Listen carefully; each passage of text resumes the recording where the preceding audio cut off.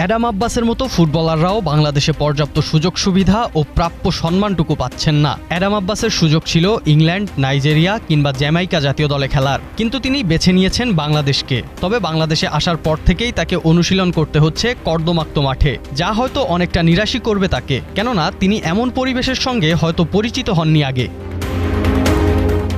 Manchester ইউনাইটেডের একাডেমিতে খেলেন অ্যাডাম আব্বাস। সুপরিকল্পিত মাঠ, অসাধারণ ড্রেনেজ ব্যবস্থা আর আধুনিক সুযোগ সুবিধা, এই সবকিছুর মাঝেই বেড়ে ওঠা ও বিশ্বমানের খেলোয়াড় হয়ে ওঠা অ্যাডাম আব্বাসের। তবে বাংলাদেশের বেশিরভাগ মাঠেই নেই ভালো কোনো ড্রেনেজ ব্যবস্থা, মাঠের নেই কোনো পরিচর্যা, যেখান থেকে বিশ্বমানের ফুটবলার বের হওয়াটা অনেকটা গোবরে পদ্মফুল ফোটার মতোই।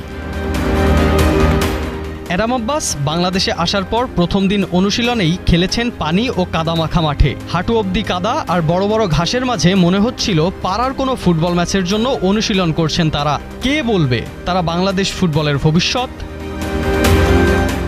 একজন ফুটবলার যখন বিদেশের উন্নত ফুটবল সংস্কৃতি থেকে এসে বাংলাদেশের ব্যবস্থা দেখেন, তখন স্বাভাবিকভাবেই তার জন্য বিষয়টি চ্যালেঞ্জিং হয়ে ওঠে। তবে এই চ্যালেঞ্জিং হতে পারে পরিবর্তনের শুরু, কারণ এমন প্রতিভাদের ধরে রাখতে হলে বদলাতে হবে দেশের ফুটবলের পুরো কাঠামো।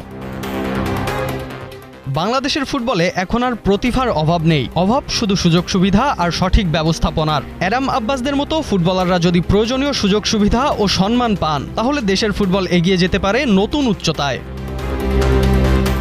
প্রশ্ন তাই শুধু অ্যাডাম আব্বাসকে নিয়ে নয়, প্রশ্ন বাংলাদেশের ফুটবলের ভবিষ্যৎ নিয়ে। বিশ্বমানের স্বপ্ন দেখা খেলোয়াড়দের জন্য আমরা কি তৈরি করতে পারছি বিশ্বমানের পরিবেশ, নাকি প্রতিভাবানদের স্বপ্ন থেমে যাবে অবহেলিত মাঠের কাদাতেই?